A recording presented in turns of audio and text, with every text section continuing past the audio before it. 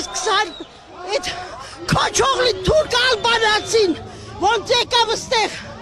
մեզ սա հայերից հանեց դուրս շպրտեց Ղարաբաղն էլ ծախեց Արցախը սա ամենիչը մի քցել են Նիկոլն արեց չենք տալու ձեր ձեռը Ցանկանում եք մոտենալ թույլ չտվեցին հա բա Թուրք են ձեզ ասում դե գոռում են Մենք չենք դնում ես կա ժամանակ, սա հայազգից թուրք սարքեցին, թուրք անվանեցին, են որ ասպին անբարոյականը, սաղին անբարոյականը ասում որ իգանը չեվա,